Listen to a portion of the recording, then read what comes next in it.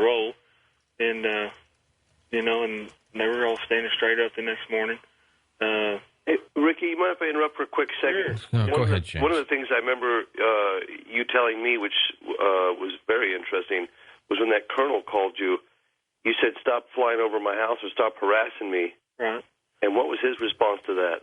Well, his response was that was his airspace, and his airspace, huh? Yeah, I said, I asked him. I said, "Well, could you at least quit flying over my airspace?" And his response was that was his airspace, and he would do what he wanted to. Ricky, are you glad that you saw this, or do you wish you never did? I don't know yet. I tell you, there's times. Jury's still out, huh? Yeah, it's been a long battle. It's it's been a deal. I mean, I never asked for it, and I got to be honest with you. Growing up, I hear about these people seeing this stuff, and I never paid much attention. I always thought they were kind of nutty, but it happens to me, and I'm the average guy. I grew up. Would you have gone willingly aboard, Ricky, if they bottom opened up and some beam hit you, and and let's say you had a choice? Would you have gone up there? No, I'd probably shot. Yeah. And no, there's no way. I'm just not that kind of a guy. It's been a deal. I actually thought about shooting the thing when I had my rifle, and I was looking at it through my scope right off the bat, and there's no way. I know that there was no way that a 223 would bring this thing. There's not even. This would be like shooting a 18-wheeler. It just ain't going to do it no good. And this thing was, it was big. It was huge.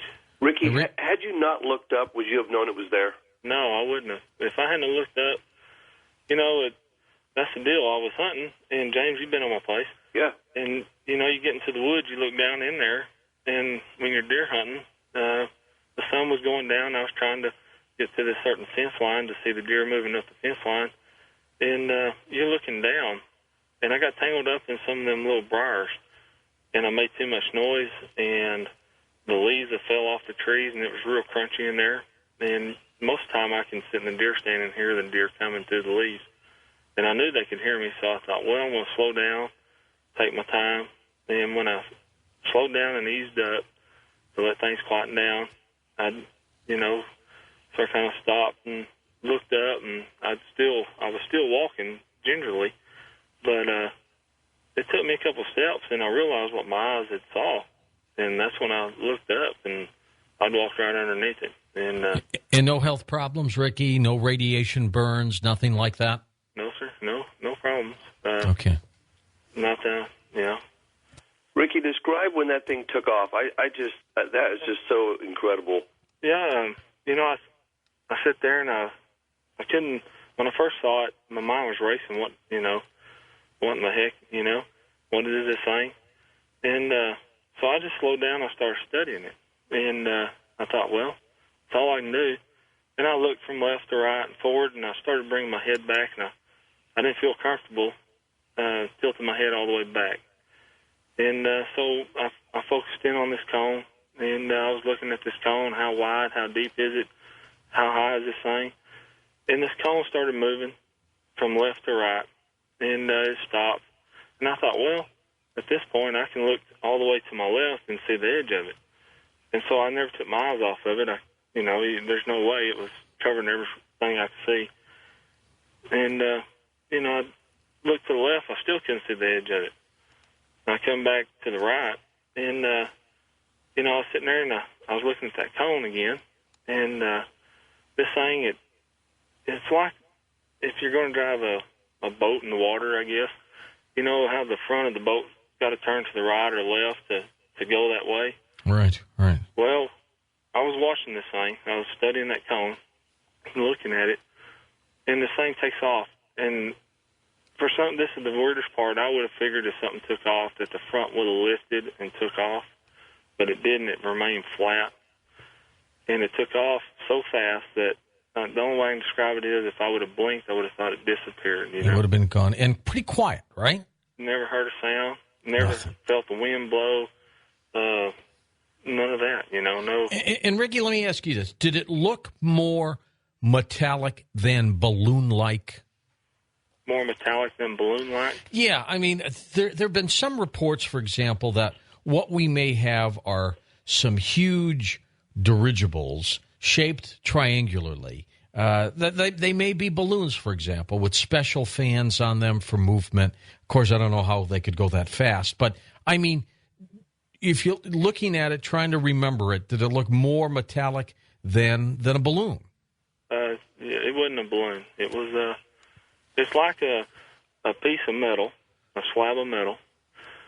And, I'm a machine for a living, and I weld and everything, and I understand how machines run. But if you was to take a piece of flat metal and put it over a press and press it down with some cones in it and then pick it back up and look at it from underneath, that's what it looked like. Okay. When he says cones, because Ricky, I had you explain this to me really carefully on a number of occasions. You take an ice cream cone and you invert it. Right. And so the belly of the craft actually has these inverted cones going up and to a point. Yes, sir. On the belly of the craft. So, how many of those cones? It was in a grid pattern too. The cones were in a grid pattern. Huh. They were about, I'm guessing 30 to 40 foot apart. James, what the heck would that be for? I've been thinking about that. It's so funny because it doesn't disturb the air because you'd think it was for baffling. I just don't know. I mean, it's not aesthetics, that's for sure. It has to have something to do with either the propulsion or the way it moves through the air. I mean, why else would it do that? Yeah, there's a reason for it, no doubt. And Ricky, could it have been carbon fibers by any chance? The structure? I don't think so. I don't know. Could have been. Something light. Yeah, it was. I never seen this, before. It's like the gray, how old barn tin, the old style barn tin turns gray.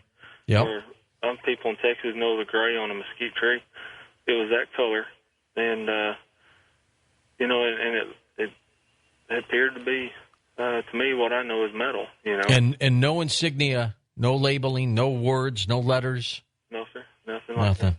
Hey, Ricky, did that military guy tell you not to talk about this thing? Yes, sir, he did. How did he say it? What did he say? Basically he said, when we had that heated discussion, he asked me not to say anything. He told me if I wouldn't, go around saying what I saw, then he would ease off on the helicopters. And I said, well, okay, half-heartedly, and that's hard for me to do. But, and I tell you what, I haven't had a helicopter fly over. James, if this happens to be a military piece of equipment, a military craft, I could also understand the military trying to harass somebody like Ricky to get them to be quiet. Well, can't you? Sure. I mean, and if it is military, boy, I tell you, I wish that technology was in the public domain because we could use it right about now. Yeah. Well, as Richard C. Hoagland would say, it's probably being used in some kind of black ops program. I mean, with Jet A fuel, the prices of fuel these days doesn't sound like it's getting around on that Jet A fuel. Hey, Ricky, I want to thank you for being on the program. Yes, sir. I appreciate you letting me be here. Yeah, that's the eyewitness that Linda Moulton Howe was talking about many months ago. And it's an incredible story, James Fox, isn't it? Unbelievable. I mean, I tell you, when I met with him, I've met with a lot of witnesses from all over the world, and he's just got a authenticity and pureness about him that I really, like I said, I mean, he told us a very detailed account, me and the whole camera crew when we were in Stephenville in January, but he wasn't willing to do it on the record. And I said, look, if you ever want to come forward, here's my number. Please call me. And lo and behold, a couple months later, here he is. Just met with him in Texas. Hey, James, when we come back, I want to get your reaction to this alien video they're going to apparently show in Denver on Friday, just to get your take on what the heck you think this might be.